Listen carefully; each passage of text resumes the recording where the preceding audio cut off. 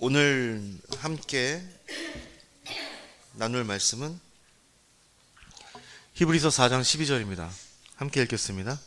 하나님의 말씀은 살아있고 힘이 있으며 양날에선 어떤 칼보다 더 예리해 혼과 영과 관절과 골수를 찔러 쪼개기까지 하며 마음의 생각과 의도를 분별해 냅니다. 아멘. 하루를 시작하면서 하나님의 말씀을 묵상하고 그 말씀대로 살아야지라고 생각하는 사람이 있었습니다. 또 그렇게 살면은 하나님께서 형통함도 주시고 모든 일들이 잘 풀리게 해주겠다라고 약속했기 때문에 그것을 믿고 그렇게 살아야지. 성경 전체를 다 따르기는 너무 많으니까 아침에 일어나서 눈을 감고 기도한 다음에 성경을 무작위로 펴. 그리고 손가락으로 페이지를 어디를 하나 찝어요. 그리고 눈을 뜨면 그 찝힌 바로 그 말씀을 가지고 이제 하루를 살아야지. 구약은 많으니까 신약부터 시작합니다. 다음날 아침에 눈 감고 기도하고 성경책을 무작위로 펴고 신약 성경을 무작위로 펴고 한 페이지 손으로 딱 찝었습니다. 그랬더니 마태복음 27장 5절이죠. 그러자 유다가 그 돈을 성소에 내던지고 뛰어나가 목을 매달아 자살했습니다. 깜짝 놀랐어요. 이게 또 뭐지? 그럼 다시 눈을 감고 성경책을 펼치고 손가락을 얹고 눈을 떴더니 누가복음 10장 37절의 말씀이 나왔습니다. 너도 가서 이와 같이 해라. 이게 뭐야? 복음서는 안 되겠다 싶어서 서신서 하나를 딱 펴고 다시 또 손가락을 딱 찝었어요. 그랬더니 야고보서 1장 22절입니다. 여러분은 말씀을 실천하는 사람이 되고 듣기만 해 자기를 속이는 사람이 되지 마십시오. 과장된 예화입니다. 과장된 예화인데 실제로 이걸 해요. 아시겠어요? 실제로 이걸 행하는 사람들이 있어요. 지금도 교회에서 이걸 시켜요. 이걸 뭐라 그러냐면 성경 점치기라고 얘기하고 비블리오맨시라고 합니다. 비블리오맨시. 성경 제비뽑기라고 하죠. 이 사람이 생각하는 말씀이란 내가 원하는 복을 받기 위한 어떤 도구고 그것을 따르면 내가 복을 받으니까, 그리고 복을 얻기 위해 내가 원하는 대로 성경을 자기 마음대로 이용하고 싶은 마음이 있는 거죠. 왜냐하면 하나님께 약속한 거 아니야. 펼치고 찝어서 나오면 그대로 따르기로 했는데 그럼 해야지. 이건 아니니까 다른 걸로 바꿔서 하는 거잖아요. 교회의 모습과 비슷하지 않나요? 과장됐지만.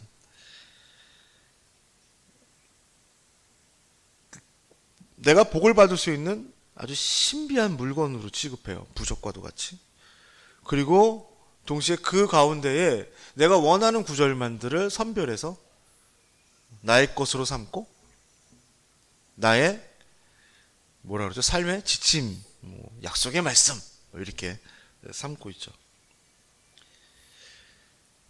저는 정말 물어보고 싶은 건 뭐냐면 그렇게 해서 도대체 뭐가 달라졌냐는 거예요. 그렇게 해서 당신의 삶에 어떤 일이 일어났냐라는 걸 물어보고 싶어요. 10,000명 중에 1명은 그런 일이 일어났대요. 그분들은 그렇게 하지 않아도 그런 일이 일어났을 겁니다. 그렇게 해서 무슨 일이 일어났다면 그게 더 큰 문제죠. 하나님의 일이 아니기 때문입니다. 그럼에도 불구하고 끝까지 그것을 우기고 붙잡고 있죠. 오늘은 하나님의 말씀 중에 말씀을 가지고 하는 두 가지 잘못된 사용법, 신비적인 용도, 내 마음대로 용도에 대해서 함께 나누고 그 대안을 함께 살펴보려고 합니다. 먼저 분명히 말씀드릴 건 성경은 신비한 책입니다. 왜냐하면 거기에 묘한 또는 놀라운 어떤 능력이 깃들어져 있기 때문에 신비한 것이 아니라 성경 그 자체가 세상이 알 수 없는 하나님에 대한 이야기고 그런 하나님께서, 신비하신 하나님께서 우리에게 전하신 말씀이기 때문에 신비합니다. 그리고 그 성경이 신비한 것은 그 성경의 주인공이 그 신비하신 하나님이시기 때문입니다. 거기 나온 사람들은 그런 하나님을 믿고 이 세상을 살아갔던 사람들의 이야기이기 때문에 성경은 신비한 겁니다. 그런데 사람들은 그렇게 생각하지 않고 성경 그 자체에 신비한 능력이 깃들어 있다라고 생각해요. 하나님께서 주신 말씀이기 때문에 그것을 만지거나 또 그것을 소지하거나 또 그것을 붙이거나 그것을 외우면 저절로 자신에게 무슨 신비한 일들이 일어난다고 생각해요. 그리고 이런 말도 잘하잖아요. 성경은 하나님의 약속이다. 구약, 오래전 약속, 신약, 새로운 약속. 그러니까 하나님은 약속을 지키는 분 아니냐. 성경에 있는 모든 거는 하나님이 지키겠다고 약속하신 목록들이다. 그러니까 요 성경을 붙잡고서 하나님께 요구를 하면 하나님이 꼼짝을 못 하신다.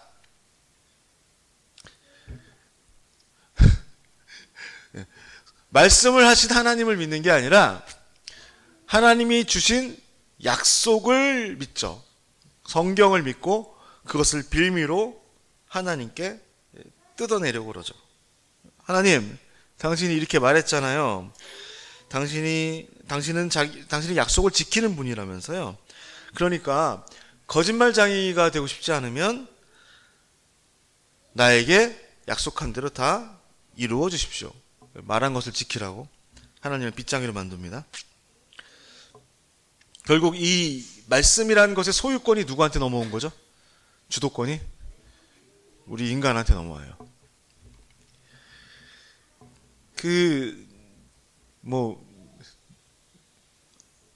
마침 이 자식이 안 나왔으니까 우리 애가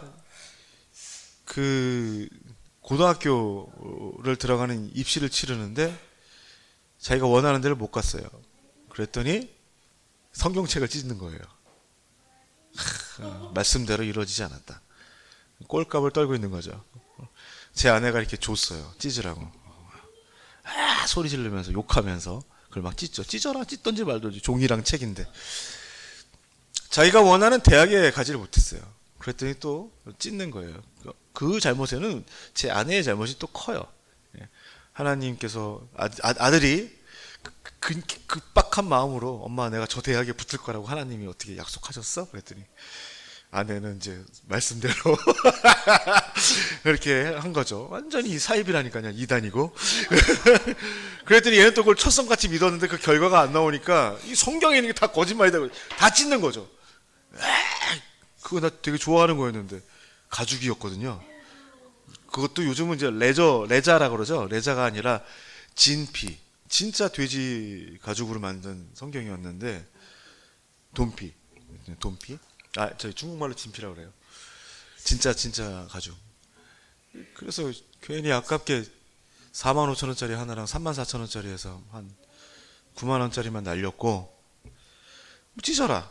그거랑 무슨 상관이 있어. 우리가 그런 식이에요. 네. 왜 말을 했는데 왜 안 지키냐 이거예요. 내 손에 들은 게 당신이 했던 그 약속인데. 나에게 좋은 부적이죠. 이렇게 그런 사람들이 이렇게 말하죠. 성경을 읽으세요. 기적이 일어납니다. 성경을 암송하면 마귀가 떠납니다. 성경을 가까이 하면 어려움을 피할 수 있습니다. 실제로 마귀가 여러분 앞에 나타났을 때, 그런 존재가 나타났을 때 여러분이 말씀을 읽으면 얘가 도망갈 것 같아요? 정말 내가 여쭤보는 거예요. 우리들은 이 성경을 마치 불경과 같이 여겨요. 중이 스님이 어두운 밤거리 걸어가는데 앞에 귀신이 나타나니까 목탁을 치면서 뭐를 외웠더니 얘가 탁 떠나더라. 이렇게 생각한단 말이에요. 그럼 성경을 딱 펴서 쫙 읽으면 얘가 떠날 것 같아요? 떠나요? 떠난 적이 있어요? 왜 다 죽었어요? 그런데 사람들은, 예수 잘 믿던 사람들은 실제로 그 사람이 읽는 성경이 제대로 된 성경이고 말씀이면 마귀가 더 덤벼들겠죠. 죽이려고. 안 그래요? 떠나본 적이 있어요? 옛날에 누가 나한테 가위 눌리면 주기도문회라고 하더라고요. 가위가 더 늘리더라고요. 그런 게 아니라고요. 그런 게 아니라고요. 뭐 특정한 구절을 암송하면 마음이 편해지고, 그렇게 성경책을 소지하면 자동적으로 특별한 일들이 일어난다고 생각합니다. 군대 가는 아이들한테 선물하는 게 뭐죠? 성경책을 선물을 해요. 조그만 거. 그거 왜 줘요? 읽지도 못해요. 그럴 시간도 없어요. 그냥 맛있는 거 사주세요, 그 돈으로. 그런 걸 주면 적어도 나쁜 일은 일어나지 않겠지라고 하는 생각 때문에 주는 거는 아닌가요? 라고 제가 여쭤보고 싶습니다. 여기서 끝이 아니죠. 여기서 끝이 아니에요. 하나님의 말씀이 그대로 나한테 안 이루어지거든. 그러니까 사람들이 어떻게 하냐면, 내가 좋아하고 내가 나한테 도움이 되고 유익한 것들만 선별적으로 편집하기 시작해요. 일명 성경을 판타지 소설로 만드는 거죠. 이 새로운 성경 속의 주인공은 누가 되죠? 내가 돼요. 내가 돼요. 여기서 하나님은요, 인간의 주인공인 나의 필요를 공급하고 내 길을 터주는 조력자고 조연이 됩니다. 인간 중심의 성경 읽기가 시작이 됩니다. 그 다음부터 성경은 아주 이상한 책이 시작해요. 이상한 책이 되기 시작해요. 이렇게 얘기하죠. 야, 아브라함이 왜 복을 받았는 줄 알아? 11조를 빼먹지 않았기 때문이야. 성경을 봐봐. 거기 나오잖아. 요셉이 왜 이집트의 총리로 성공했는지 알아? 성경을 봐봐. 낙심하지 않고 하나님을 원망하지 않았기 때문이야. 다윗이 어떻게 왕이 됐는지 알아? 하나님께 순종했기 때문이야. 주어가 다 누구로 바뀌어요? 사람으로 바뀌어요. 그런 식으로 우리가 주인공이 되고 하나님이 조연이 된 성경을 재출판하기 시작합니다. 이 말씀 상품이 엄청나게 인기가 있죠. 가계에 흐르는 저주라는 거 아시죠? 그 이단적인 생각들. 가계에 흐르는 저주만큼 위험한 생각은 가계에 흐르는 축복입니다. 가계에 흐르는 저주는 이렇게 말합니다. 솔로몬이 왜 망했는 줄 알아? 그것은 아버지 다윗이 남의 아내와 저지른 그 죄에 대한 저주가 풀리지 않았기 때문이야. 이렇게 얘기합니다. 동시에 그 반대편에 있는 가계에 흐르는 축복 패거리들은 이렇게 말하죠. 솔로몬이 왜 부자가 됐는 줄 알아? 그것은 아버지 다윗이 하나님을 잘 섬겼기 때문이야. 같은 인물, 같은 사건을 두고도 상반된 논리를 펼치는 아주 이걸 뭐라 그러지? 나쁜 말 쓰고 싶은데 정신분열적인 생각들을 하는 거죠. 거기에 아멘을 해요.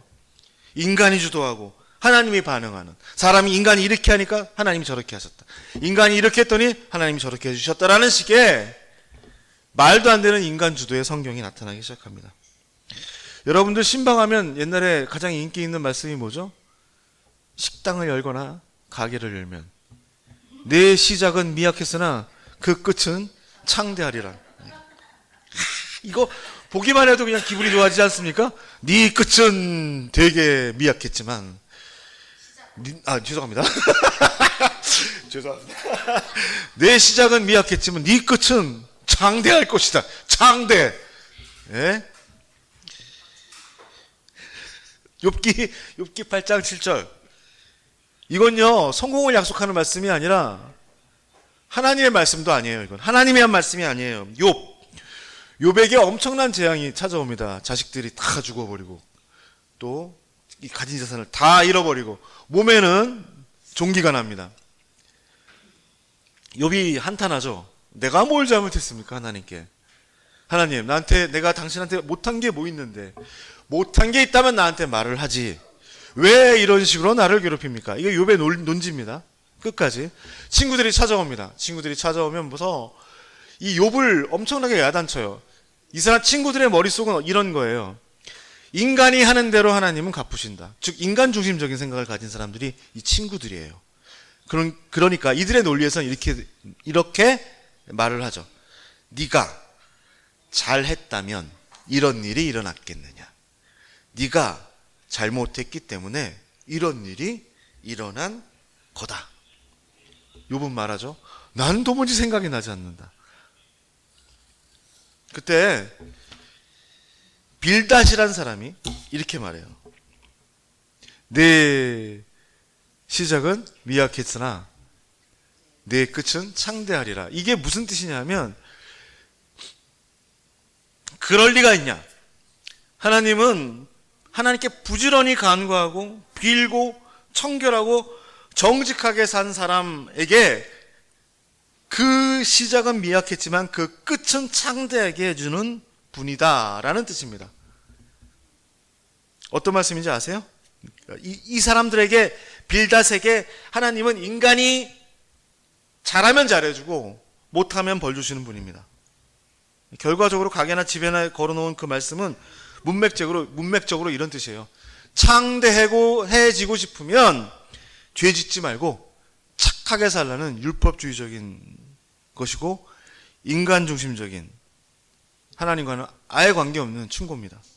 하나님께서 그런 빌닷을 한테 뭐라고 얘기하냐면, 너는 나를 잘 알지 못한다. 욥기의 주제가 뭐예요? 욥기의 주제가 뭐예요? 이분들이 욥기의 주제가 뭐예요?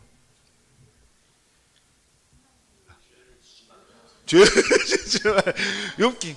예, 욥기의 주제가 그거예요. 그러니까 재앙을 주고 복을 주고 병을 주고 낫게 하고 자식을 주고 자식을 데려가고 하는 그 모든 것이 네가 나한테 잘하고 못하고 아무 관련 없이 그냥 내 마음대로 한다는 거예요. 네가 뭔데라는 거예요. 네가 뭔데. 마지막에 말씀하시는 게 그거잖아요. 내가 하늘과 땅을 만들고 뭘 만들 때 떨었을 때 네가 거기 있었느냐. 네가 뭔데 나한테 이래저래라 저래라. 네가 뭔데 나한테 내가 하는 일에. 그게 욥기의 주제예요. 시험을 잘 견딘 욥이라는 그 잘못된 그 가르침? 예. 욥은 처음부터 끝까지 하나님을 욕해요.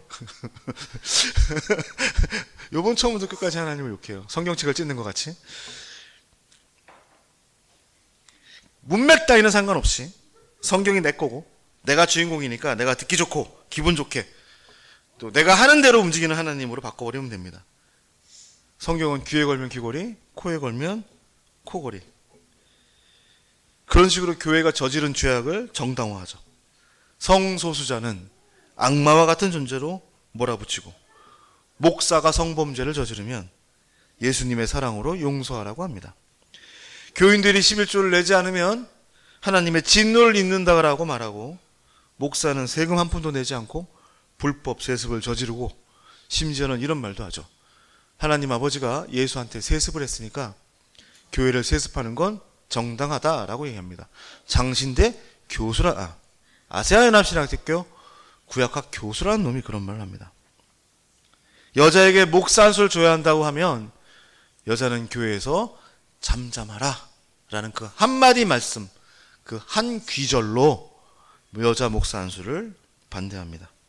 자기 마음대로, 자기 이익대로, 자기 욕심에 이끌려 말씀을 사용하고 인용하고 설교하고 배우고 그렇게 남용하는 내게 주신 약속의 말씀, 그렇게 편집된 올해의 약속의 말씀, 축복의 말씀, 능력의 말씀, 형통의 말씀, 위로의 말씀, 다 모두 다 하나님의 뜻과는 아무 관계없는 말씀입니다. 하나님의 의도와는 거리가 먼 불경, 주문과도 같습니다. 우리가 소유한 성경이 진정한 하나님의 말씀, 능력의 말씀, 신비의 말씀이 되기 위해서는 그 말씀의 소유가 하나님께 있다는 걸 분명히 아셔야 돼요. 그 성경의 주인공이 아브라함이나 요셉이나 모세나 다윗이 아니라 하나님이란 걸 아셔야 돼요. 사람은 뭐예요? 하나님의 뜻을 이루기 위한, 하나님은 절대로 그렇게 우리를 취급하지 않았지만 하나님의 뜻을 이루기 위한 하나님의 조연일 뿐입니다. 우리 배경이라고 해요. 배경. 성경을 하나님께 돌려드리고 싶다면 그 하나님께 집중하고 하나님이 하시는 일에 집중하세요. 사람이 아니라. 사람의 성공, 사람의 능력, 사람의 행동, 사람이 가지고 있는 어떤 지휘하는 아무 상관없이 거침없이 이루시는, 무조건 이루시는 예수 그리스도를 통한 그분의 구원과 그분의 사랑과 그분의 부활과 그분의 섭리를 바라볼 수 있어야 됩니다. 그게 첫 번째로 우리들이 할 일이에요. 누구 중심으로 읽으라고요? 하나님 중심으로. 누가 주인공이에요? 하나님이요.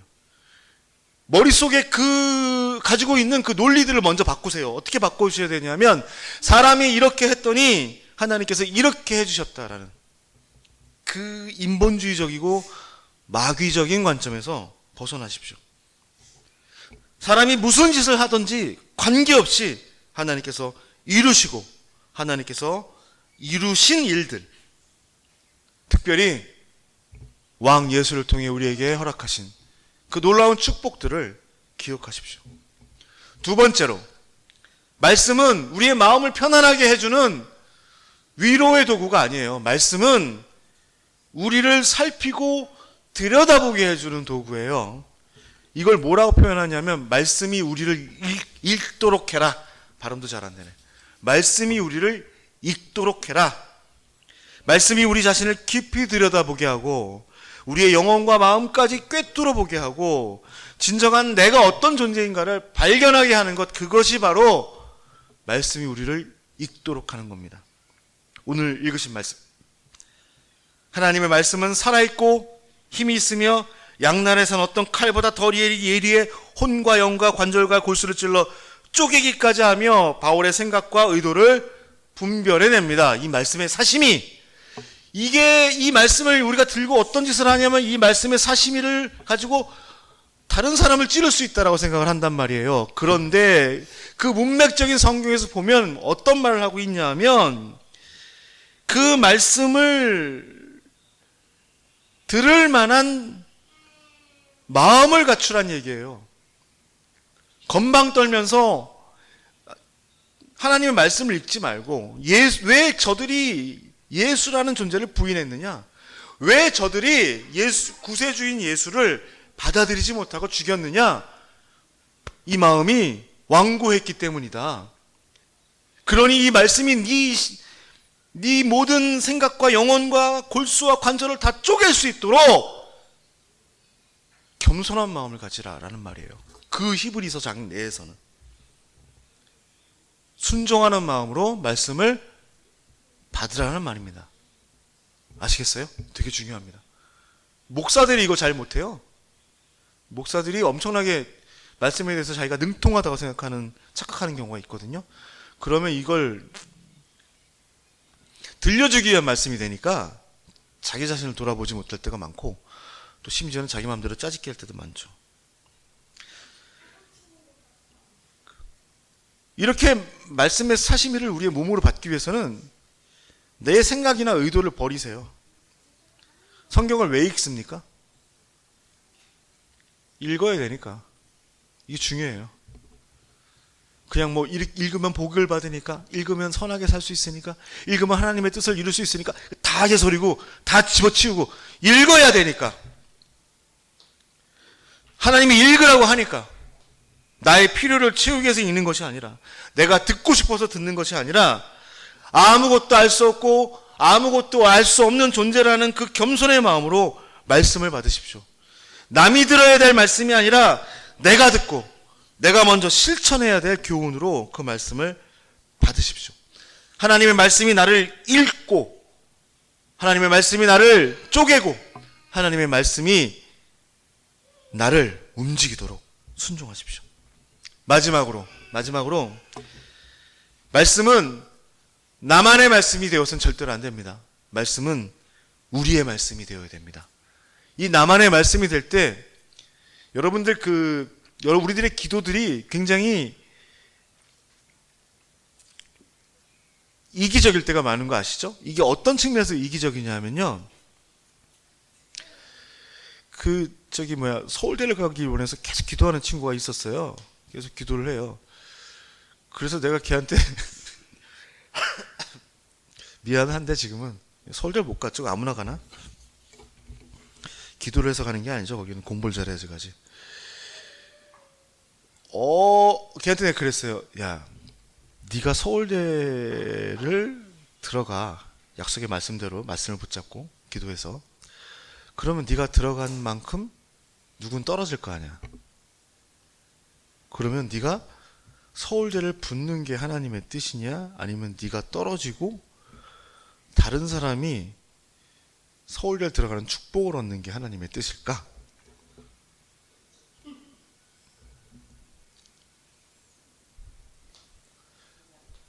곤란하죠?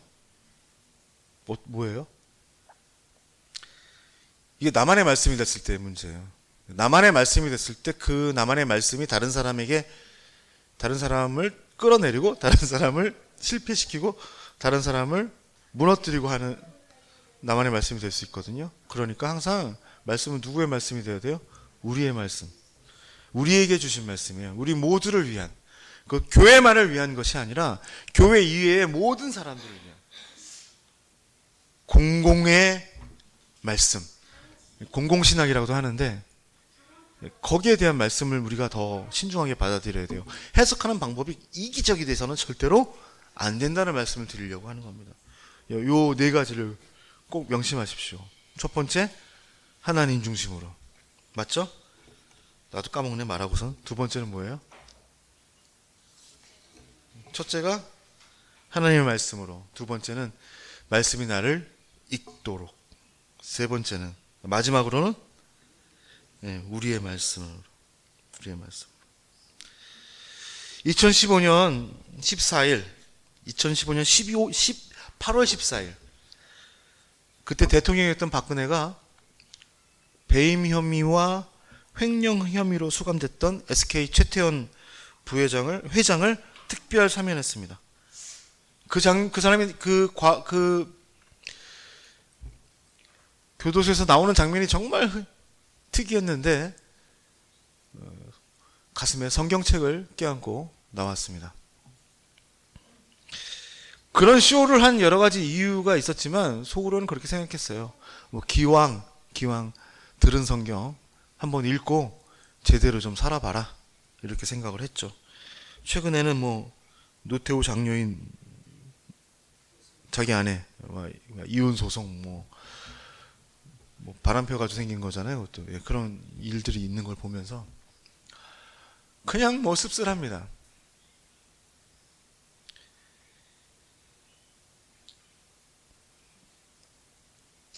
지난 10월 18일 윤석열을 면회했던 딴나라당의 장동혁은 이런 말을 했죠.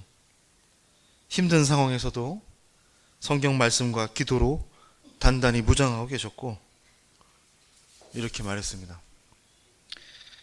이 성경은 김장한 목사가 직접 사인하고 그리고 또 김진홍 목사가 직접 사인해 준 성경입니다. 도대체 이 자식들이 읽는 성경이 뭘까요?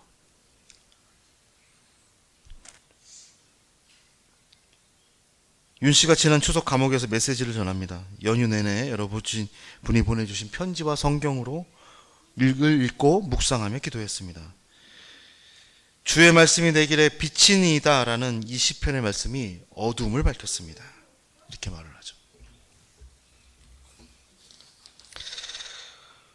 화가 나요. 이 사람이 읽는 성경은 자기가 주인공이죠. 하나님이 자기의 보조자가 되는 성경이죠.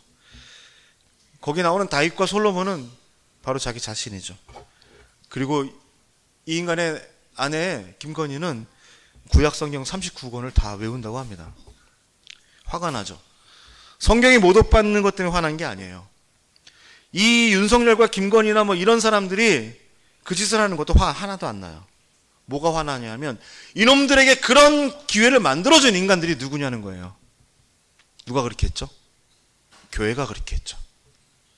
말씀을 사랑하고 말씀을 최고의 진리로 여기고 말씀을 소유했다라고 말한 그 교회와 그 목사들이 그렇게 부추겼죠. 치가 떨립니다. 치가.